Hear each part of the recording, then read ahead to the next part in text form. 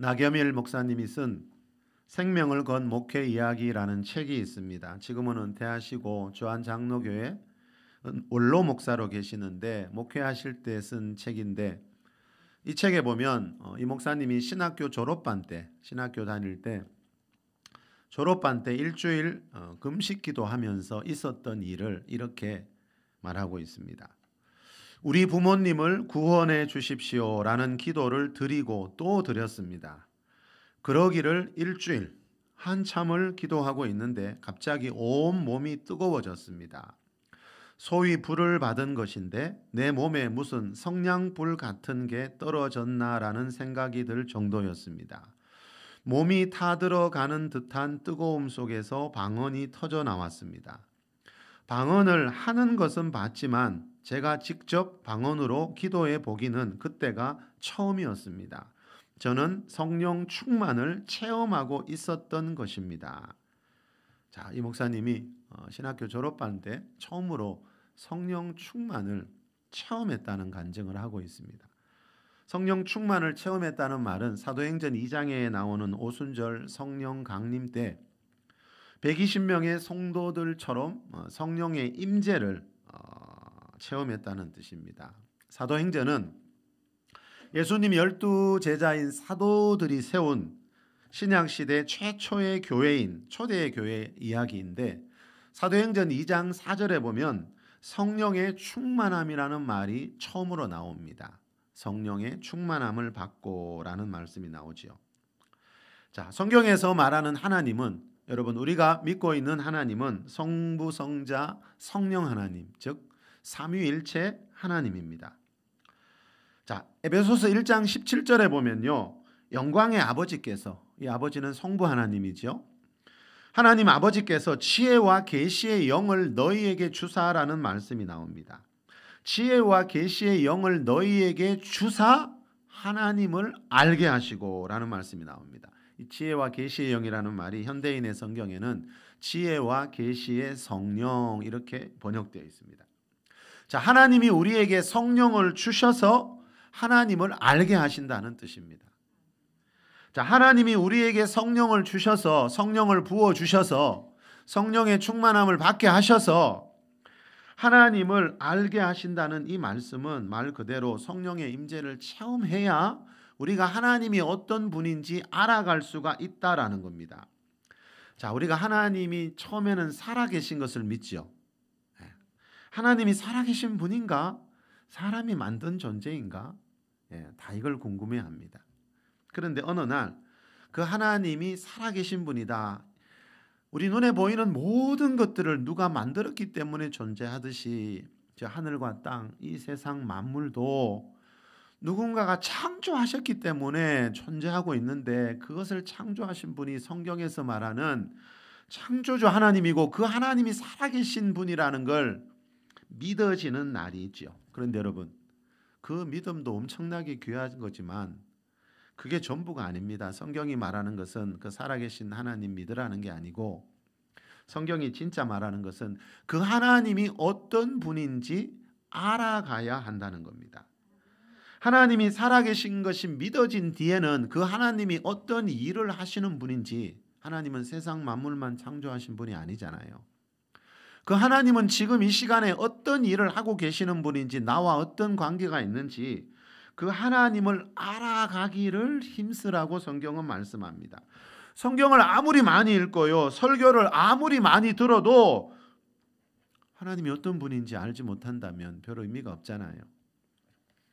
여러분, 성경을 많이 읽고 설교를 많이 듣는 게 참 소중한 일이긴 하지만요, 성경 아무리 읽고 설교 아무리 들어도요, 성령의 임재가 나에게 없으면요, 하나님을 아는 지식은 잘하지 않습니다.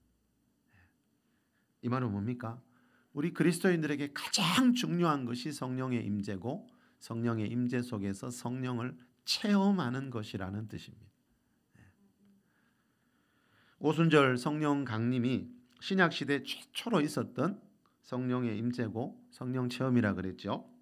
자, 초대교회 성도들에게 성령님이 처음으로 임재하셔서 성령 충만을 처음으로 받을 때 무슨 일이 있었는지, 다시 말하면 성령의 충만함을 받는다는 것이 무슨 뜻인지 가장 잘 소개하는 곳 중에 하나가 좀 전에 말씀드린 오순절 성령 강림 때 사도행전 2장 1절에서 4절입니다. 우리 잘 아는 말씀이지만 우리 말씀 한 번 더 읽고 지나갑시다. 오순절 날이 시작. 오순절 날이 이미 이름에 그들이 다 같이 한 곳에 모였더니 호련히 하늘로부터 급하고 강한 소리가 있어 그들이 앉은 온 집에 가득하며 마치 불의 혀처럼 갈라지는 것들이 그들에게 보여 각 사람이 하나씩 임하여 있더니 그들이 다 성령의 충만함을 받고 성령이 말하게 하심을 따라 다른 언어들로 말하기를 시작하니라.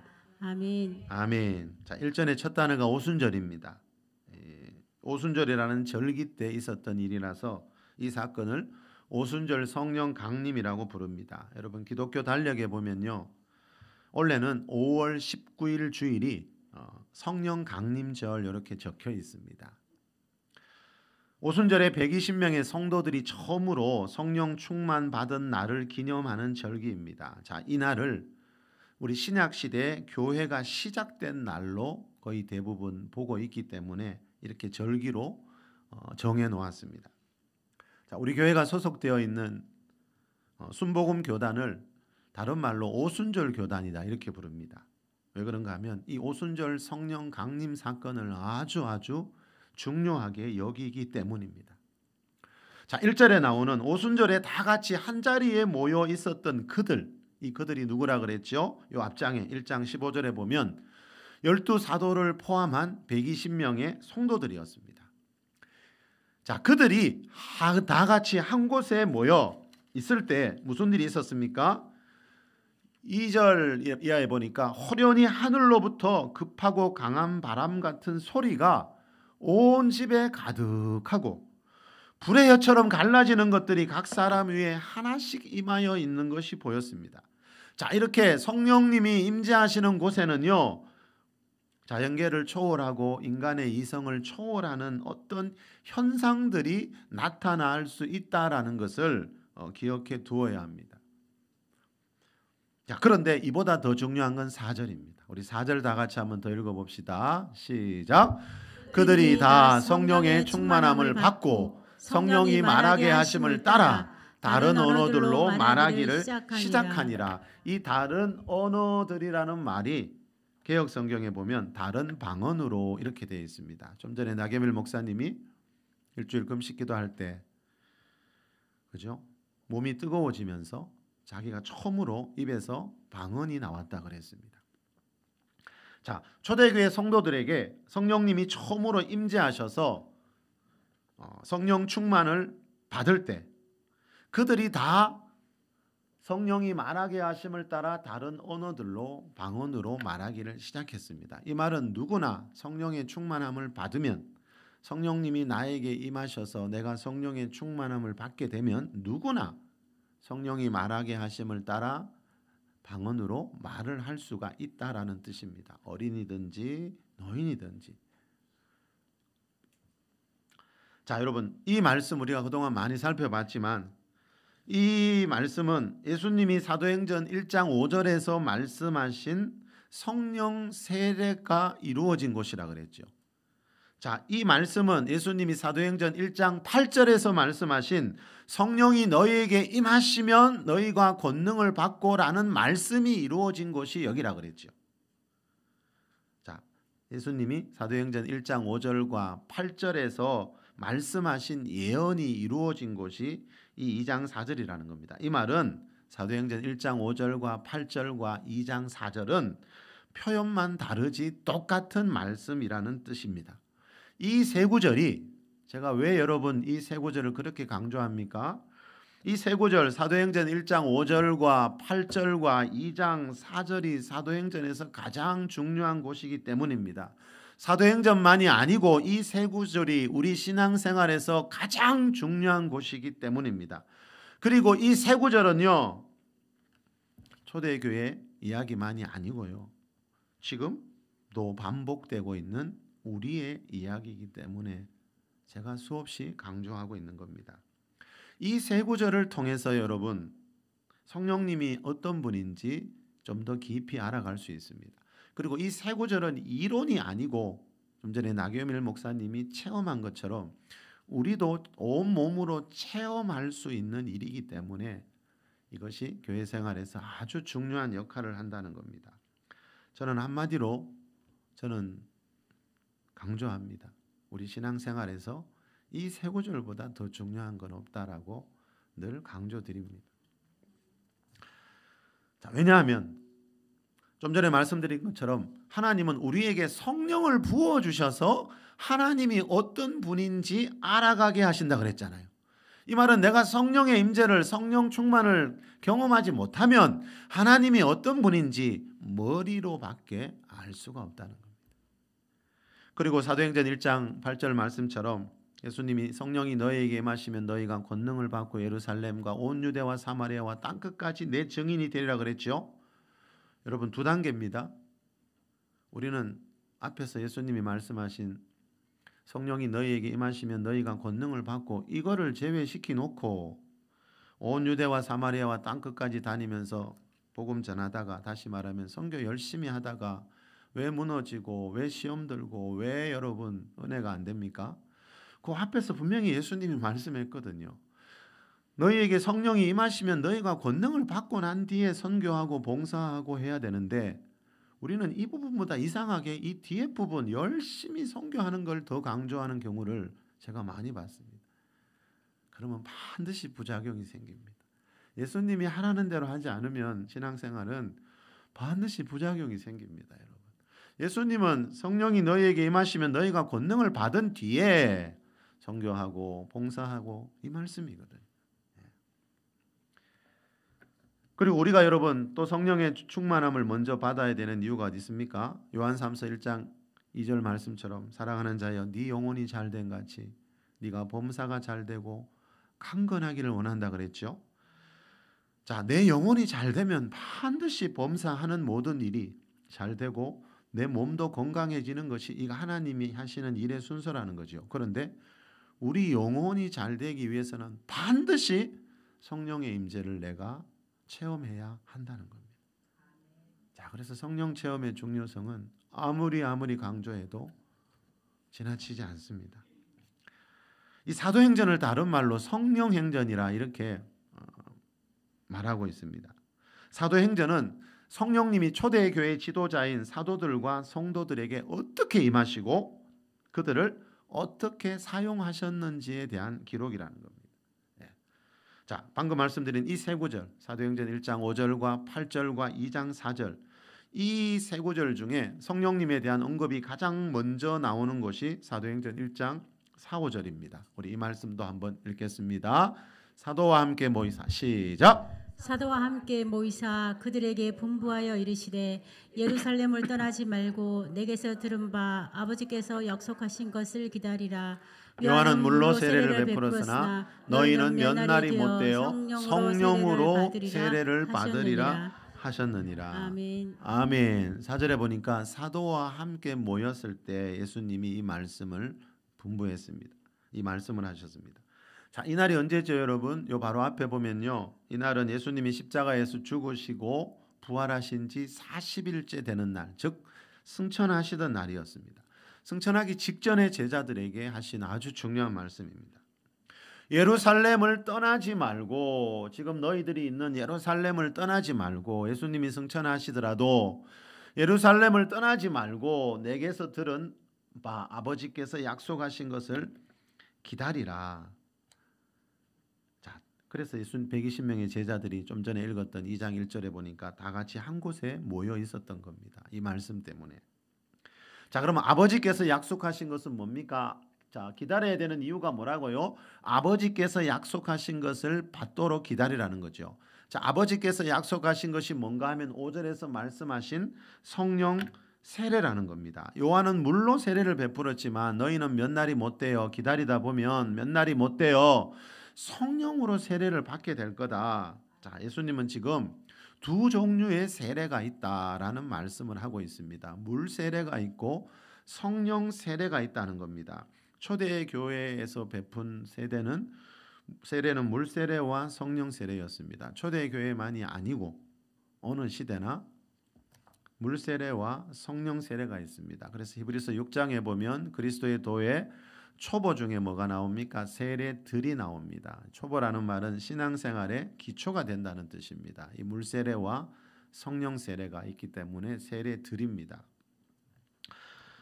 그런데 여러분, 이 물 세례 받을 때 성령 세례도 받았다라고 하면서 이 물 세례와 성령 세례를 같은 것이라고 말하는 분들이 참 많이 있던데, 사도행전에 보면 이 물 세례와 성령 세례는 같은 것이 아니고 따로 받아야 되는 별개의 사건이라고 분명히 나오고 있습니다. 자, 그런데 여기서 말하는 요한이 준 물 세례는요, 예수님이 마태복음 28장에서 말씀하신 성부와 성자와 성령의 이름으로 받는 물 세례를 제정하신 뒤에는 사라졌습니다. 그죠? 이 세례 요한은 예수님의 오실 길을 준비하는 자였습니다. 그래서 세례 요한이 주던 물 세례는 예수님이 제정하신 성부와 성자와 성령의 이름으로 받는 이 세례가 온 뒤에는 사라졌다는 겁니다. 자, 그래서 저와 여러분도 또 어느 시대이든지 예수님 처음 믿을 때 예수님이 마태복음 28장에서 말씀하신 그 성부와 성자와 성령의 이름으로 받는 물 세례를 받고 신앙생활을, 교회 생활을 하게 됩니다. 자, 우리 교회가 지난달에 겨울 수련회 하면서 우리 침례식 했었지요. 그 침례식 할 때 제가 물 세례의 의미에 대해서 자세하게 말씀드린 적이 있는데, 세례가 아니라 원래는 침례라 그랬죠.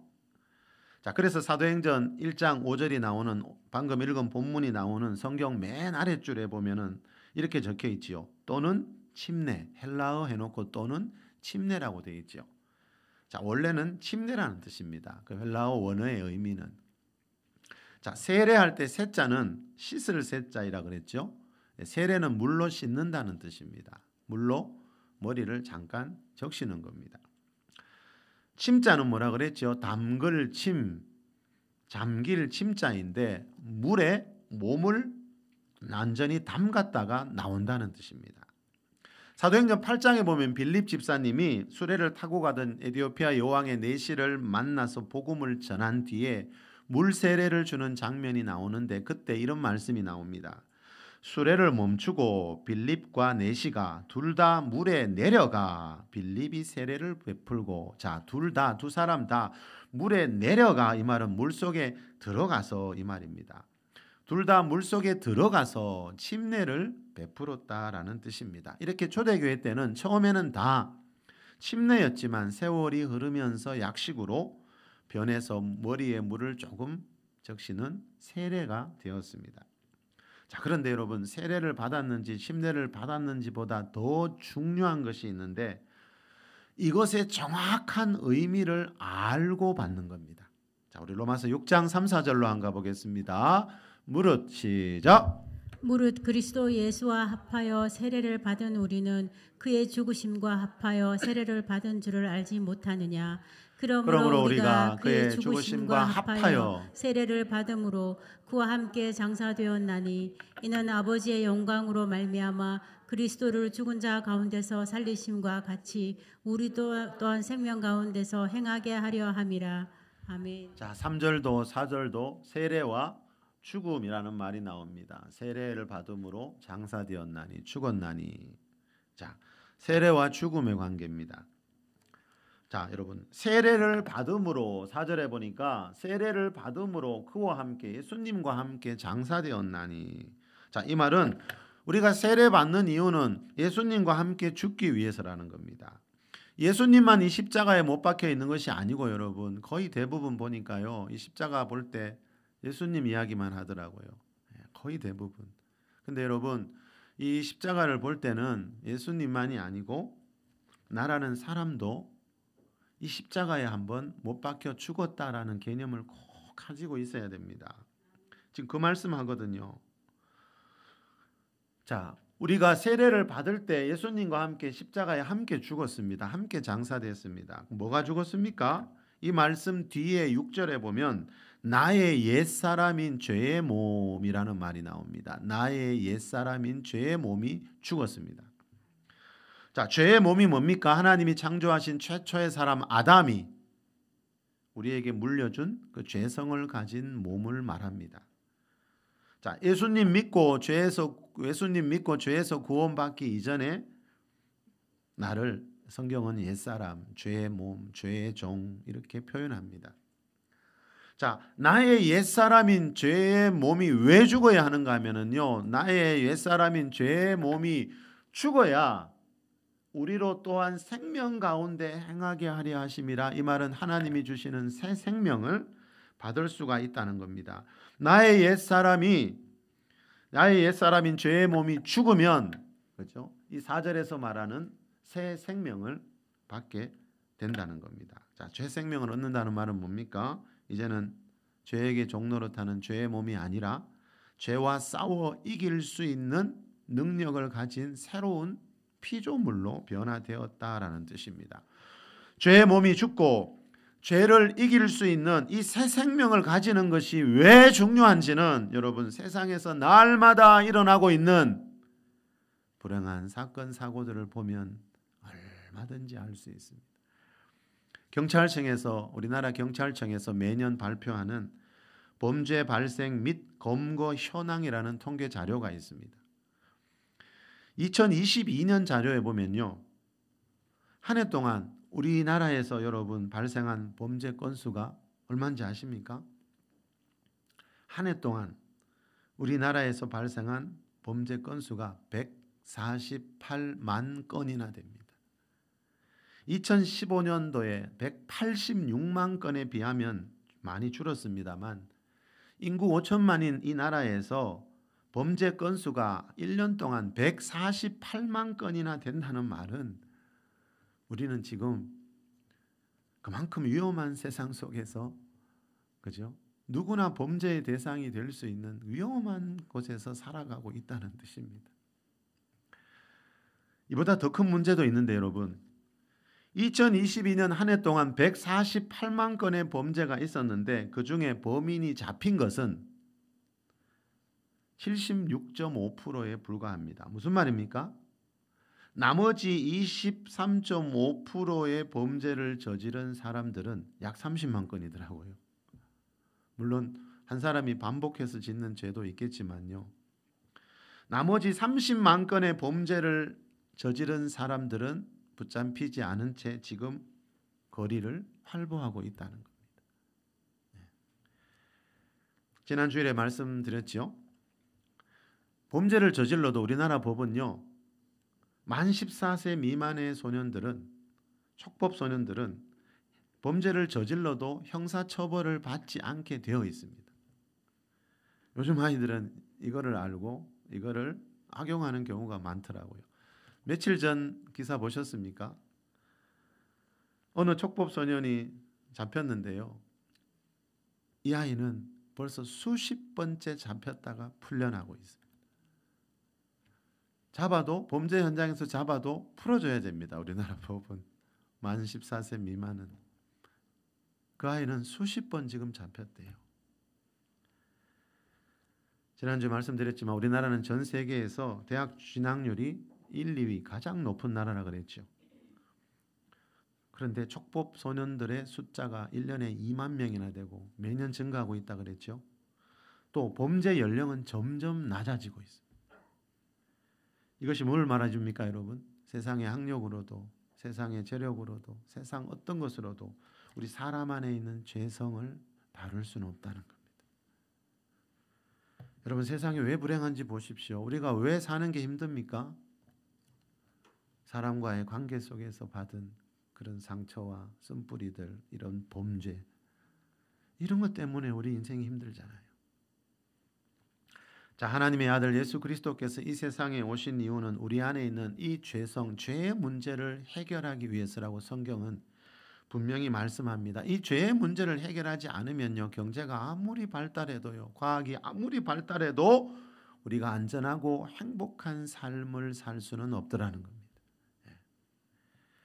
계시록 1장 5절에 보면요, 그의 피로, 예수 그리스도의 피로, 예수님이 십자가에서 흘리신 피로 우리 죄에서 우리를 해방하시고, 이 말씀이 나옵니다. 자, 예수님이 십자가에서 흘리신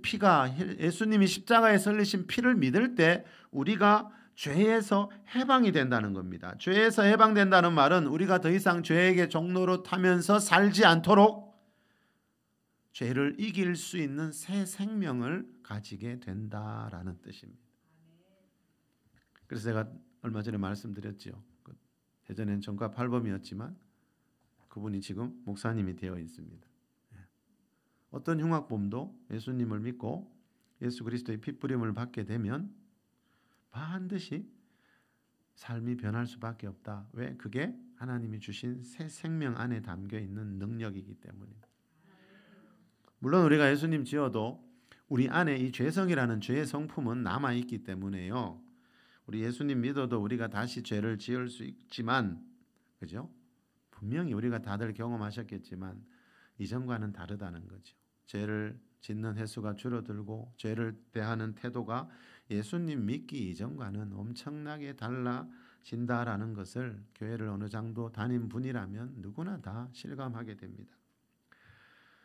자, 지난 주일에도 살펴본 것처럼 우리가 진정으로 예수님을 믿게 되면 무슨 일이 있냐면 여러분, 죄와 사망의 법 아래서 살다가 생명의 성령의 법 아래로 옮겨진다 그랬죠. 여러분, 우리는 우리나라의 법만이 아니고, 그죠? 사실은 우리 인생의 생사화복과 더 직접적으로 관계된 것은 성경에서 말하는 이 두 가지 법입니다. 죄와 사망의 법이 있고 생명의 성령의 법이 있습니다. 자, 이 법에 대한 말씀 우리 다시 한번 읽고 지나갑시다. 로마서 8장 1, 2절입니다. 시작.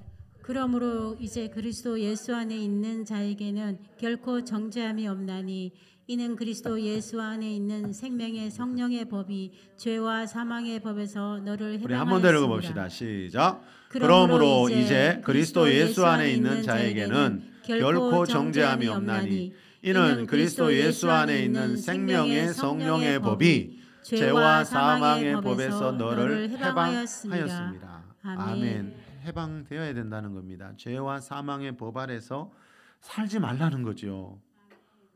죄와 사망의 법 아래서 살지 말고 거기서 해방되어 생명의 성령의 법이라는 이 새로운 법 안으로 들어오라는 겁니다. 이게 우리 여러분 인생의 생사화복과 관련된 가장 중요한 법입니다. 이 세상 모든 사람들은 이 두 가지 법 아래서 살아가고 있습니다. 내가 태어난 나라의 법보다 더 중요한 법이 바로 이 두 가지 법입니다. 우리 눈에는 보이지 않지만 우리 인간의 생사화복을 주관하고 있는 것은 이 두 가지 법이라는 겁니다. 자, 예수님 믿고 이 세상에는요, 예수 그리스도 안에 그랬죠. 예수님 믿고 예수 그리스도 안에 들어와서 생명의 성령의 법 아래에서 살아가는 사람이 있고, 예수님 믿지 않고 죄와 사망의 법 아래에서 살아가는 사람이 있습니다.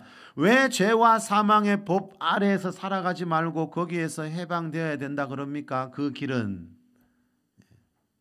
사망의 길이고 저주의 길이기 때문입니다. 자, 죄와 사망의 법 아래에서 살아간다는 말이 무슨 뜻이라 그랬죠? 아담이 처음 죄를 짓고 난 뒤에 이 세상에 없던 죄의 결과물들이 생겨났다 그랬죠. 아담이 죄 짓고 난 뒤에 그전에는 없었던 죄의 결과물인 가난과 질병과 죽음이라는 이 3대 죄의 결과물이 생겨났습니다. 죄와 사망의 법 아래에서 살아간다는 말은 이 죄의 결과물인 가난과 질병과 죽음의 길로 지금 가고 있다는 뜻입니다. 세상에서 아무리 부귀영화를 누린다 해도, 아무리 많이 배우고 많이 가진 사람도 이 하나님이 정해놓으신 이 죄와 사망의 법 아래에서 헤어나올 수 없다는 겁니다. 그래서 여러분 보십시오. 겉으로 볼 때는 아무 문제 없는 것처럼 보이는 가정들도 그 안을 들여다보면 온갖 문제들이 가족들을 힘들게 하고 있다는 거죠. 자, 여러분, 이 죄와 사망의 법 아래에서 사람들이 살아가고 있기 때문에요, 우리나라에서 한 해 148만 건이나 되는 범죄가 일어나고 있고, 만 14세 미만의 촉법 소년 사건 범죄만 해도 2만 건이나 일어나고 있는 겁니다. 자, 이 생명의 성령의 법이라는 말이 쉬운 성경에는 생명을 주시는 성령의 법 이렇게 되어 있다 그랬죠. 생명을 주시는, 새 생명을 주시는 성령님의 역사가 있다는 겁니다. 자, 우리가 예수님 믿을 때 나의 옛사람이 예수님과 함께 십자가에 못 박아 죽어야 된다 그랬죠. 자, 정말 내가 예수님을 진심으로 믿게 되면요, 나의 옛사람이 정말 저 십자가에 못 박혀 죽었다는 것이 믿어집니다. 그때 무슨 일이 일어납니까? 성령님이 새 생명을 주십니다. 우리 안에 죄를 이길 수 있는 새 생명, 하나님 나라 안에 있는 은혜와 축복을 누릴 수 있는 새 생명을 주십니다. 자, 이 새 생명을 가지고 사는 사람하고 이 새 생명 없이 사는 사람은요, 여러분들도 다 경험해 보셨겠지만 그 전과 후가 너무나 다르다는 것을 우리가 실감하게 됩니다. 자, 이 새 생명은 다른 말로 하면 뭐라 그랬죠? 아담이 최초의 사람 아담이 범죄할 때 하나님이 아담을 만들 때 영과 혼과 몸으로 만드는데 이 아담이 범죄할 때 영이 죽었다 그랬죠. 죄의 결과로 영이 죽고 혼, 우리 마음과 생각에는 온갖 죄성이 가득 차게 되고 우리 몸에는 가난과 질병과 죽음이 왔다 그랬죠. 자, 이 새 생명은 다른 말로 하면 죄로 인해 죽었던 그 영이 다시 살아나는 거라 그랬죠. 자, 영이 죄로 인해 죽어 있다가 예수님 믿고 이 죄의 문제가 해결되는 순간에 내 안에 이 영이라는 존재가 다시 살아난다고 성경은 말씀합니다. 영이 거듭납니다. 자, 그런데 영이 거듭난 뒤에는 어떻게 돼야 됩니까? 그 영이 건강하게 자라야 됩니다. 다른 말로 영혼이 잘 되어야 됩니다. 좀 전에 말씀드린 것처럼 자라는 게 다가 아니고 여러분, 태어난 게 다가 아니고 태어난 뒤에 건강하게 자라야 되잖아요. 어린아이들처럼. 자, 영이 거듭난 뒤에 영혼이 건강하게 잘 자라야 되는 이유가 뭐라 그랬죠? 좀 전에 말씀드린 것처럼 우리 영혼이 잘 되는 만큼 범사가 잘 되고 강건해지는 것이 이 하나님 나라의 은혜와 축복의 법칙이거든요. 자, 그래서 이 새 생명, 성령님이 주시는 새 생명 가지고 생명의 성령의 법 아래로 들어오게 되면은, 그래서 내 영혼이 자라게 되면 하나님으로부터 오는 범사가 잘 되고 강건한 복이 무엇인지를 반드시 체험하게 되는 줄 믿습니다. 자, 여러분, 예수님 믿는 순간에 죄로 인해 죽어있던 영이 거듭난다 그랬는데 그 영이 거듭날 때 또 무슨 일이 있다 그랬죠? 그 영을 거듭나게 해주신 성령님이 내 거듭난 영 안에 들어오시게 되는데 그것을 성령의 내주하심이다 한다 그랬죠. 성령님이 내주, 내 안에 거하고 계신다는 겁니다. 자, 다시 말하면 예수님을 믿고 물세례 받죠. 예수님 믿고 물세례 받는다는 말은 거듭난 내 영 안에 성령님이 내주에 계신다라는 뜻입니다. 그래서 예수님을 믿는 사람들은 죄에 민감해질 수밖에 없는 겁니다. 하나님의 거룩한 영이신 성령님이 내 안에 들어와 계시기 때문에 예수님 믿지 않을 때 짓던 죄들을 짓게 되면요, 내 안에서 어딘가가 불편해지는 것을 다들 느껴보셨을 겁니다. 왜 불편해지지요? 성령님이 내 안에서 불편해 하시거든. 에베소서 4장 30절에 성령을 근심하게 하지 말라는 말씀이 있죠. 내 안에 계신 성령님이 여러분, 내가 예전처럼 똑같은 죄를 짓고 살면 입으로는 주여 주여 하면서 주일에는 교회 가면서 예전에 지었던 죄 똑같이 짓고 살면 내 안에 들어오신 성령님이 근심하기 때문에 내 마음이 어딘가 불편해지는 겁니다. 성령님이 내 안에서 근심하는 것이 내가 느껴지기 때문에 회개 기도를 하게 되는 겁니다.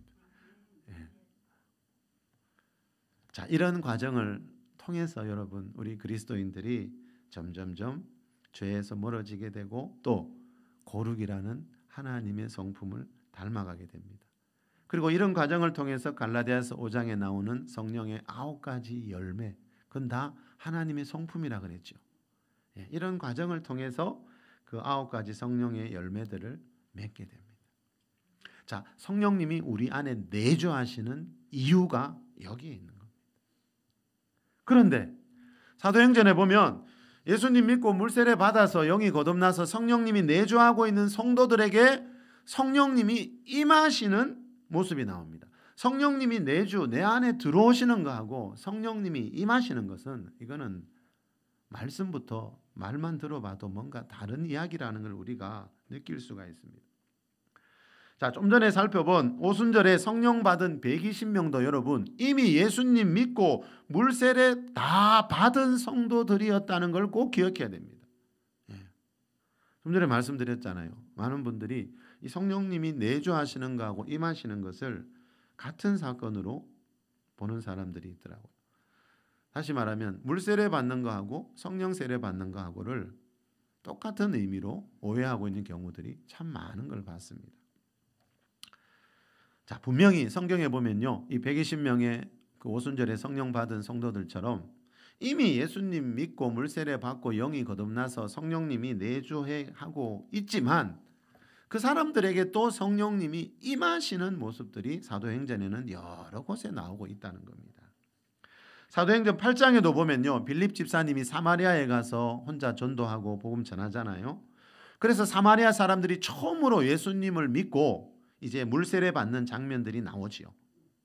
자, 다시 말하면 예수님 믿고 물세례 받았다는 말은 뭐라 그랬죠? 그 사람들이 죄로 인해 죽어있던 영이 거듭나서 성령님이 내주하고 계시다는 뜻입니다. 사마리아 교회 성도라는 뜻입니다.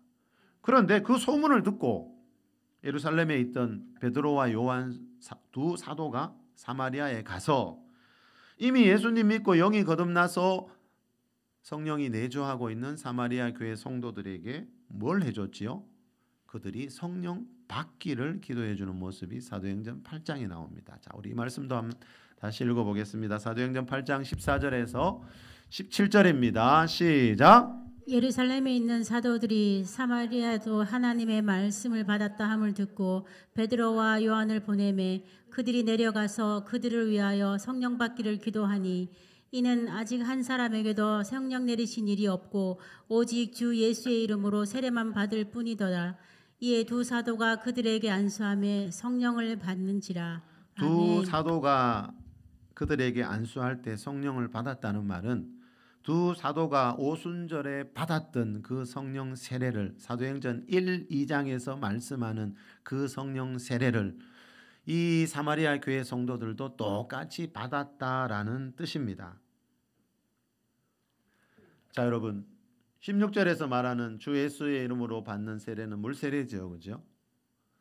그리고 물세례 받은 성도들이 두 사도가 안수할 때 성령으로 세례를 받았다, 이 말씀을 지금 하고 있는 겁니다.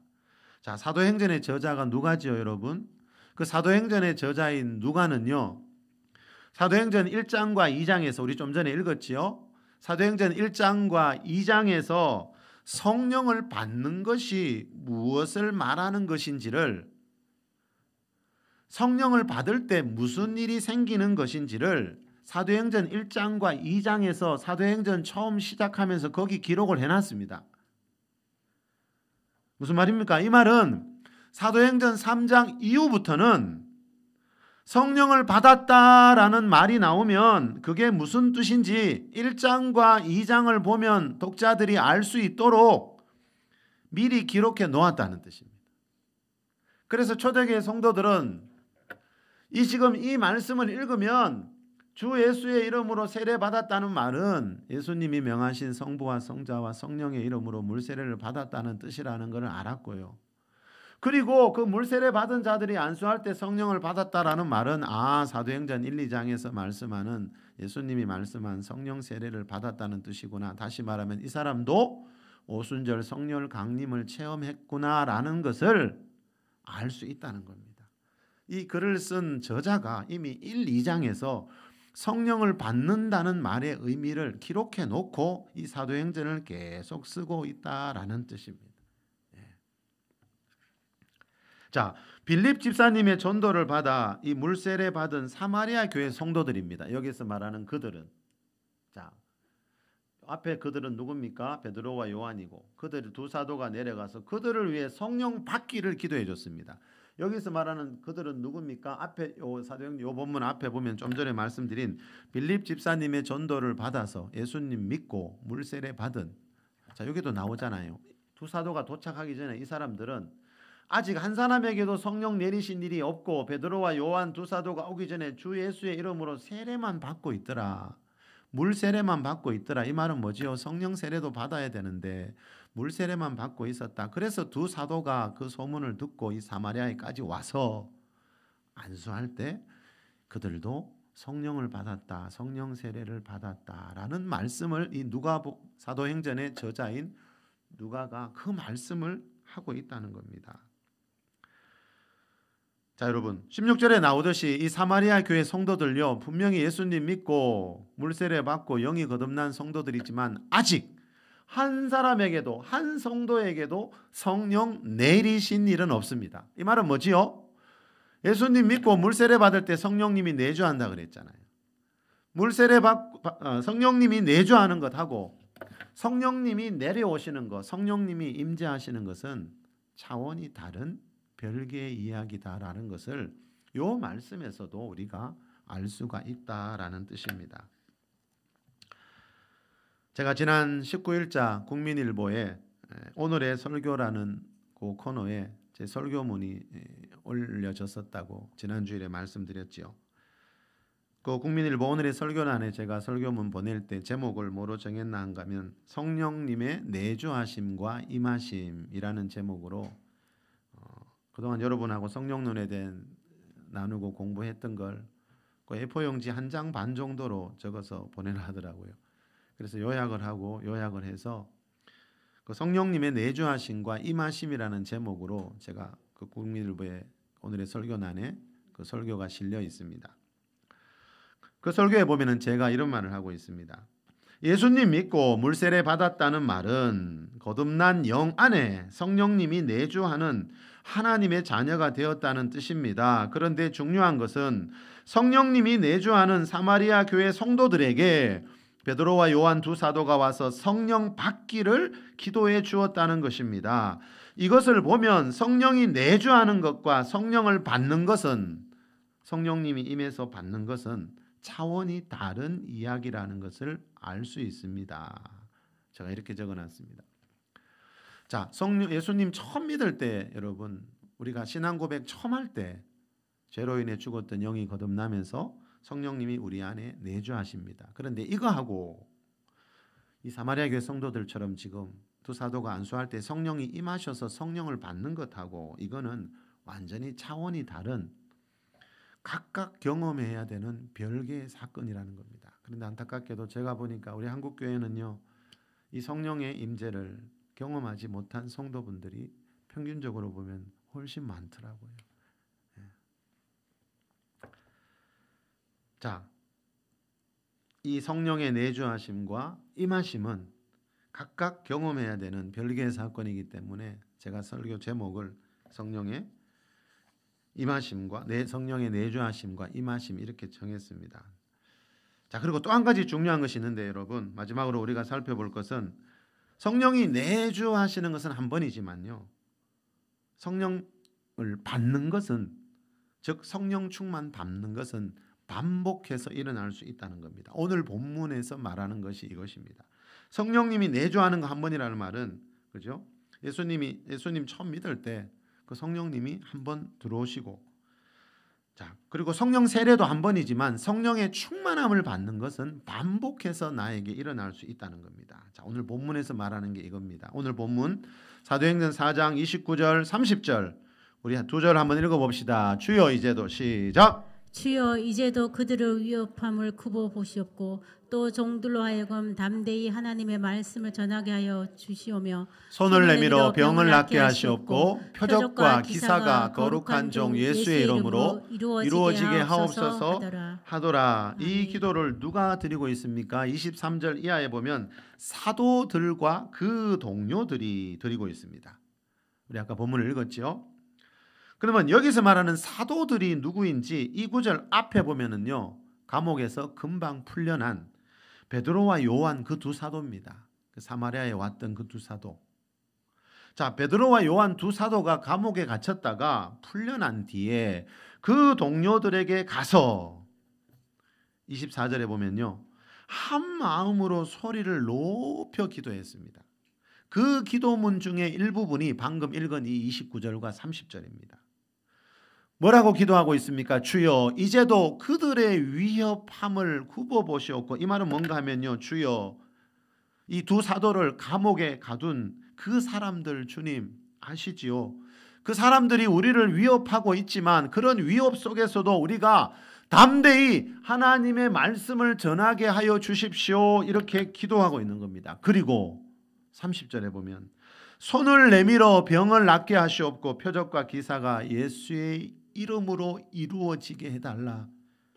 자, 예수님이 모든 병과 약한 것 고치셨듯이 예수님의 제자들도 그 사역을 그대로 하게 해달라고 기도하고 있습니다. 이건 지금도 마찬가지입니다, 여러분. 신약시대 모든 교회가 해야 할 기도 제목이고 해야 할 일이 이거라는 겁니다. 어떤 특별한 교회만 하는 게 아니고 여러분. 치유사역은 특별한 교회만, 큰 교회만 하는 게 아니고 여러분. 교회라면은 반드시 이 12 사도들이 예수님께 받은 이 사명 감당하고 있듯이 모든 교회에서 이 병을 손을 내밀어 병을 고치는 이 사역은 교회라면 반드시 해야 한다는 겁니다. 자, 여러분, 사도들이 이 두 가지 기도 초대교회 때 드렸는데 이거는 초대교회 때만의 기도 제목이 아니고 우리의 기도 제목이고 이 시대 모든 교회의 기도 제목이라는 겁니다. 자, 사도들이 이런 기도 드리는 이유가 어디 있겠습니까? 예수님도 천국 복음 전하시면서 그죠? 병과 약한 모든 병과 약한 것을 고쳤기 때문에 예수님이 하신 일 우리도 해야 되기 때문에 이런 기도를 드렸다는 거죠. 자, 그리고 이 기도를 드린 뒤에 있었던 일 마지막 31절이죠. 이 31절에서 제가 이 시간 설교 제목을 따왔습니다.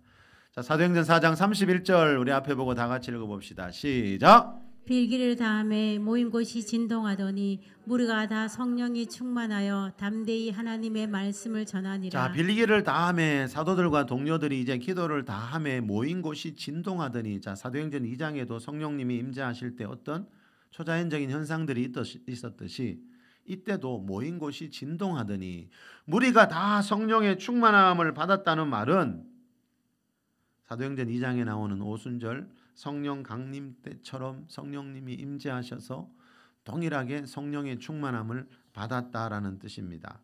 자, 그런데 여기서 여러분 우리가 기억해야 될 것은 베드로와 요한은 이미 사도행전 2장에서 오순절에 성령 충만을 받았는데 이 두 사도가 여기서 또 보세요. 빌기를 다음에 성령으로 충만함을 받고 있잖아요. 이 말은 성령 충만은 한 번이 아니고 반복해서 받을 수 있다라는 뜻입니다. 자, 이것을 보면 성령 세례는 한 번인데요. 성령 충만은 반복해서 받을 수 있습니다. 사도들처럼 빌기를 다하기만 한다면 말입니다. 이 사도들과 동료들처럼 기도에 힘쓰기만 한다면 말입니다. 자, 끝으로 그러면 하나님이 왜 성령 충만을 반복해서 주시는지 마헤슈 차부다 목사님이 성령님 알기라는 책에서 이런 말을 합니다. 베드로와 요한은 이미 오순절에 성령 충만을 받았다. 이제 그들은 여기에서 세상에 복음을 전할 수 있는 담대함을 구했다. 지금 여기에서라는 말은 오늘 방금 읽은 이 본문에서 말입니다. 그들은 다시 한번 성령의 충만함을 받았다. 이것은 반드시 필요한 것이며 모든 그리스도인들이 계속해서 경험해야 하는 것이다. 우리는 날마다 바쁜 삶을 살면서 소진될 수밖에 없다. 우리에게는 충전이 필요하다. 우리가 날마다 바쁜 삶을 살면서 소진된다는 말은 여러분 우리가 세상에서 분주하게 살다 보면요 성령 받은 것이 소멸되고 사라질 수 있다는 겁니다. 마태복음 25장에 나오는 그 미련한 5 처녀 보십시오. 기름이 다 바닥났지요. 그 기름은 성령의 기름에 대한 말씀이죠. 자, 여러분 우리가 특히 세상 살다가 죄를 짓거나 마음 상하는 일을 만날 때 받은 성령이 소멸됩니다.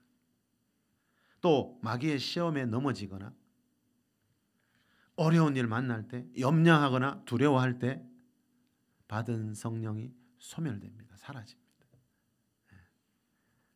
그래서 에베소서 5장 18절에 보면 사도 바울이 오직 성령으로 충만함을 받으라 현재 여기잖아요. 오직 성령으로 충만함을 받으라는 말은 전에 받았지만 오늘 또 받을 수 있다. 지난주일 예배 때 받았지만 오늘 성령으로 충만함 또 받아야 된다. 어제 예배 때 받았지만 오늘 또 받아야 된다. 이 말입니다. 세상에는 우리가 받은 성령을 빼앗아가는 일들이 그만큼 많이 있다는 겁니다. 이 목사님 말은. 그래서 예배 시간마다 성령 충만을 받도록 기도하라는 겁니다. 그래서 제가 이 시간 설교 제목을 반복되는 성령 충만 이렇게 정했습니다.